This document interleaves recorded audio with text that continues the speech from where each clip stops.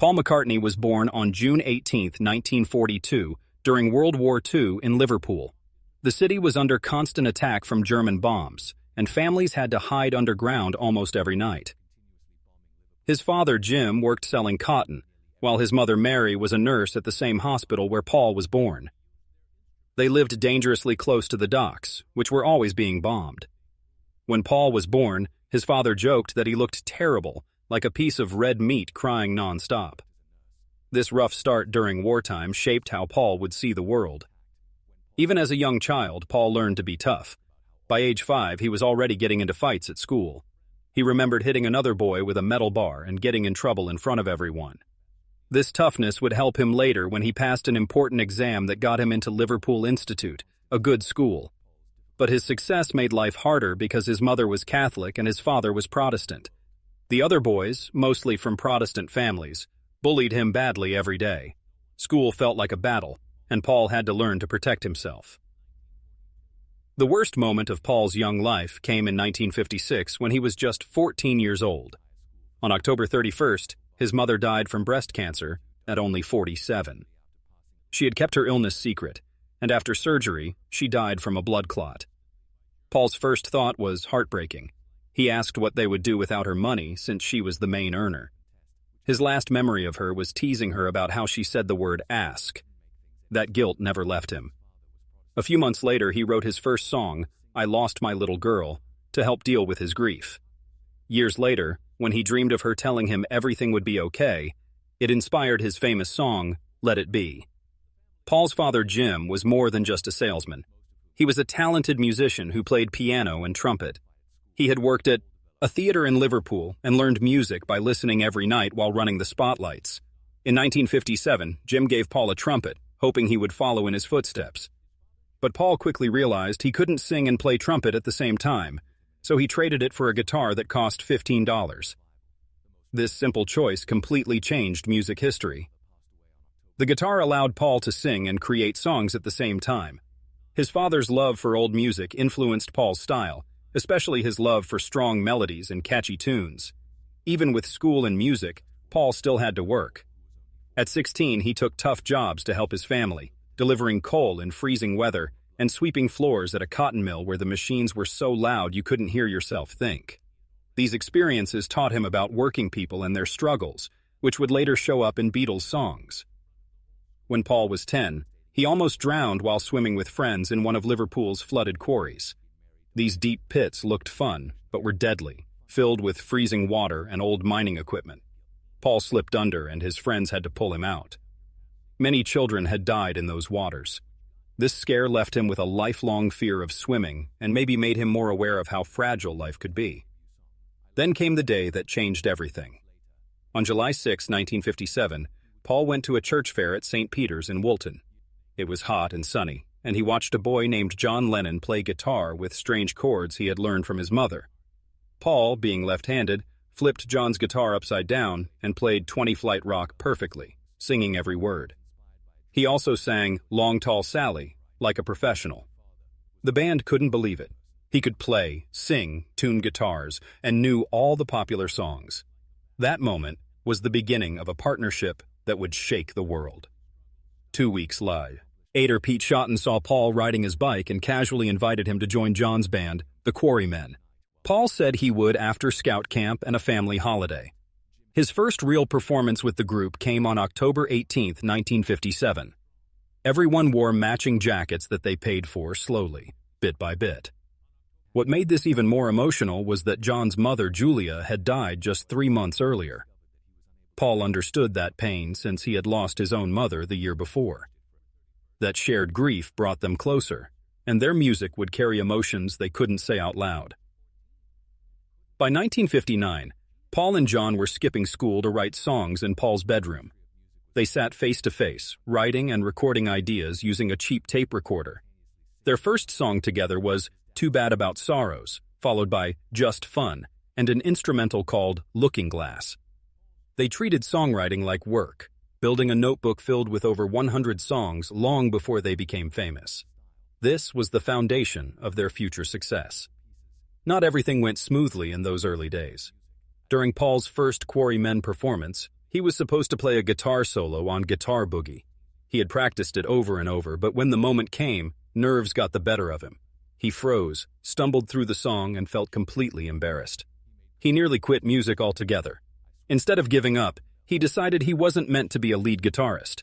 That failure made him realize they needed someone better, which led to George Harrison joining in early 1958. In May 1960, Paul took on a stage name during a chaotic tour in Scotland. For 8 days, the band played behind singer Johnny Gentle. Paul called himself Paul Ramone, trying to sound fancy. They traveled in a cramped van, stayed in terrible places, and weren't even listed on the posters. The tour was a disaster, but it gave Paul a taste of life on the road. Then came Hamburg, Germany. On August 17, 1960, the Beatles began playing at the Indre Slot, UB in Germany's red light district. They performed for hours every night, 4.5 hours on weekdays and 6 hours on Saturdays. The area was full of strip clubs and rough crowds. They earned very little money, barely enough for food. But this grinding schedule made them better musicians. Club owners would shout at them to put on a show, and they did. John would act wild on stage, and they started developing their real performance style. George later said that Hamburg is where they truly became a band. During their time in Hamburg, Paul made an important decision. When Stuart Sutcliffe left the group in 1961, they needed a new bass player. Paul didn't want the role, but he took it anyway. He bought a Hofner violin bass from a local music shop, and that bass became iconic. He used it on the band's early albums and singles like She Loves You. His melodic bass playing changed how people thought about the bass guitar. It wasn't just background music anymore, but became part of the song's heart. Everything changed when they met Brian Epstein. On November 9, 1961, he saw them play at the Cavern Club and immediately thought they had something special. Just a few weeks later, on December 3rd, he offered to manage them. He had no experience managing bands, but his style and confidence impressed them. Their parents liked him too, and soon he was guiding the group towards something much bigger. The biggest controversy came in August 1962, when John invited Ringo Starr to join the band. Just 2 days later, Pete Best was out. Fans were furious, with some protesting outside Pete's house, and George even got punched by an angry supporter. At Ringo's first recording session, the producer didn't trust him and used a session drummer instead. Ringo thought he might be kicked out too, but in the end, the new lineup worked perfectly. Their first single, Love Me Do, came out on October 5, 1962. It didn't immediately top the charts, but reached number 17 in the UK by November. Paul sang harmony and played bass while John handled the harmonica. When the song finally reached the US in 1964, it hit number 1, becoming their 4th US number 1 hit that same year and launching them to global fame. The breakthrough moment came on February 9, 1964, when 4 young men from Liverpool stepped onto the Ed Sullivan Show stage and changed the world. That night, 73 million people watched, setting a record that lasted 3 years. CBS received 50,000 ticket requests, even though the theater only seated 728 people. The moment was more iconic than Elvis's debut in 1957, which had only received 7,000 requests. They opened with All My Loving, and Paul sang Till There Was You, before they performed She Loves You. Later, they returned for I Saw Her Standing There and I Want to Hold Your Hand. This happened just 77 days after President Kennedy was killed, and somehow this joyful music helped America start to smile again. In March 1964, something even more incredible happened. Can't Buy Me Love was released and immediately exploded, with 1.7 million advance orders in America and over 2.1 million worldwide. Within a single day, more than 1 million copies were sold. On April 4th, the song jumped from number 27 to number 1 in just 1 week, the biggest leap in Billboard history at that time. That same day, the Beatles held all 5 top spots on the chart, and the following week they had 14 songs on the Hot 100. However, not all moments were joyful. On July 4th, 1966, during a trip to Manila in the Philippines, things turned dark. The Beatles had unknowingly skipped a palace event hosted by First Lady Imelda Marcos, which triggered a violent reaction. On their way to the airport, angry citizens lined the route, and uniformed men beat them and their team.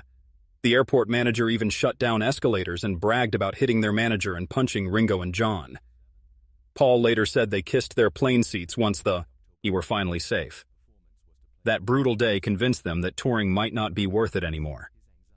On November 19, 1966, while flying home from a safari in Kenya, Paul had an idea that would change music again. Sitting next to his girlfriend Jane Asher, he imagined a fictional band that could free them from being the Beatles. He was tired of their image and wanted something new. His idea became Sgt. Pepper's Lonely Hearts Club Band. John later said it was just Paul following trends, and George never really liked the concept, but the project went on to reshape what albums could be. By this time, things behind the scenes were falling apart. The White Album sessions in 1968 were full of tension. Paul was trying to keep control, while John, heavily influenced by Yoko Ono, embraced chaos. Paul often told the others how to play, and sometimes just recorded their parts himself.